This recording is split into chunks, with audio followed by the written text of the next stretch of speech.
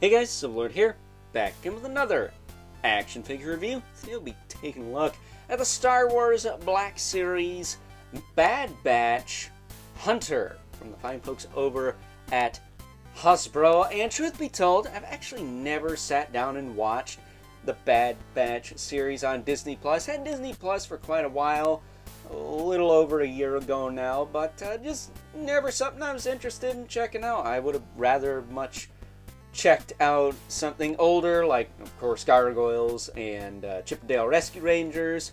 Was in the midst of watching Tailspin, and then my subscription expired. So, it is what it is, I'm afraid. But with that being said, before we get too far ahead of ourselves with series I've never watched and other series I chose to watch over series I probably should have watched, and there's plenty of those, why don't we cut right to the chase and get into meat and taters of this review and take a look-see at all Hunter has to offer in terms of accessories. Starting off with his helmet, his clone trooper helmet, which, who the heck's going to display this guy without the helmet? I'd like to know. I know they're, I think, reissuing or updating these characters, the Bad Batch characters.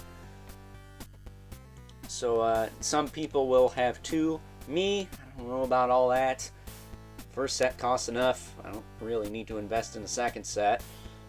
It said he does have this little knife here. He's also got his pistol and clone commando blaster.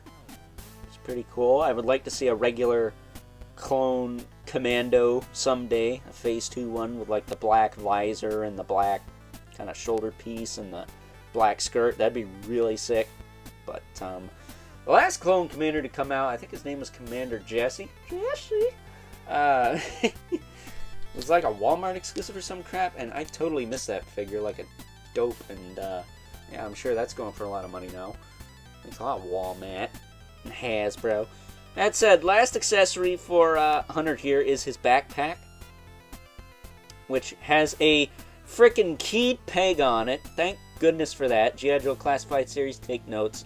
I want more of this. I don't want the ability to turn the backpack. That's never been of any use to me anyways, so I prefer these keyed ones. That way they plug on, stay on, and if you need to super glue them, you can super glue them and not have to worry about them being crooked.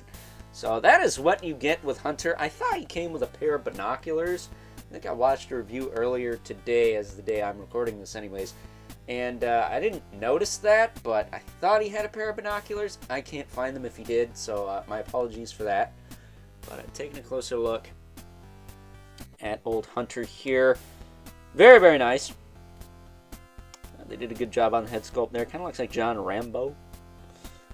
That said, I'd like to give a little bit of a shout out to my good buddy Evil Villain, who sent me this particular figure I'm reviewing. I actually had Hunter before I got this figure I'm holding here, but his was it left knee here was a little loose. This one not so much. He's nice and tight for the most part, and I'll leave a link in the description below to Evil Villain's Instagram.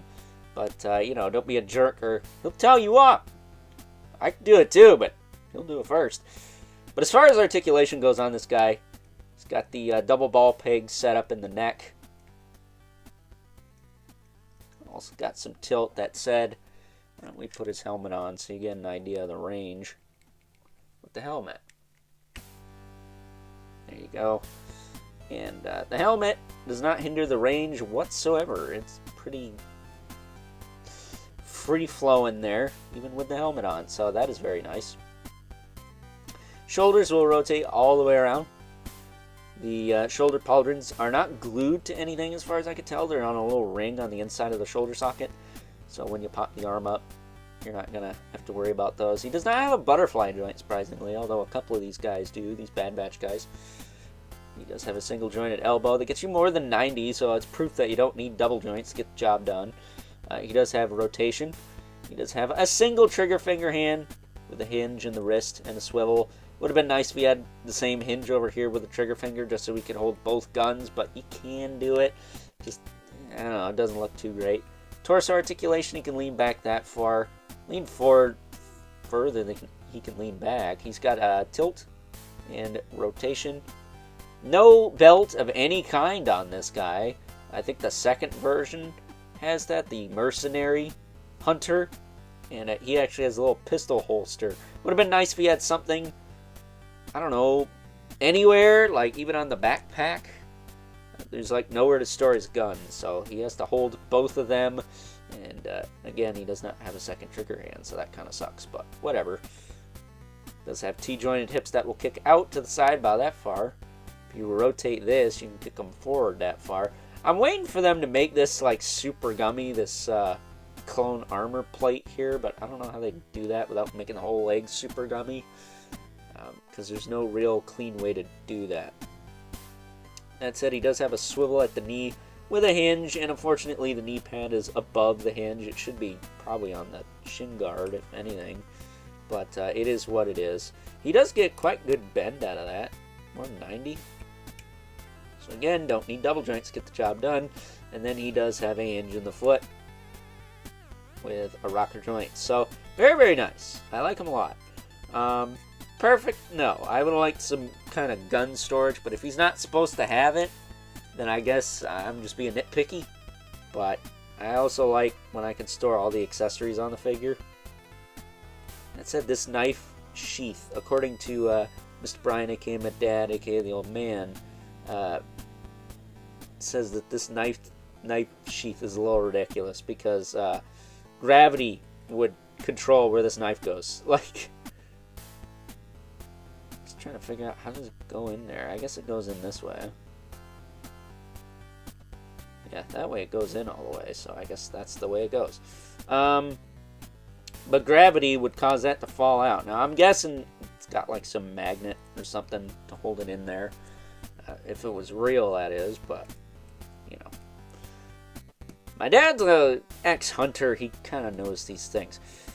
Speaking of hunter. So, with that being said, now that we got him all geared up here, his backpack and his knife and his helmet, because there is no gun storage, why don't we move right along and take a look at some size comparisons. First up, here's good old Hunter, alongside a couple other members of the Bad Batch we will be taking a look at on the channel this week. We have Crosshair and Wrecker, who is a deluxe figure. That's why he is so large and in charge there. That's that I think they all scale quite nicely together. Get these two out of the way, so you can make room for our two regulars. The Mythic Legion's brother Mandibilith, right there. Way off screen. And the infamous Living Spawn, who, as usual, towers over everyone. So, with that being said, it's time now that we wrap things up. Some final thoughts.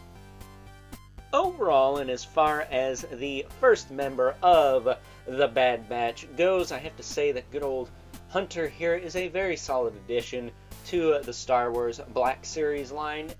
At least if you are a fan of this Bad Batch series, or, like me, the Clone Wars series. So yeah, I'm very much looking forward to taking a look at the rest of the crew on the channel, so stay tuned for that. And until next time, I'll catch you guys later.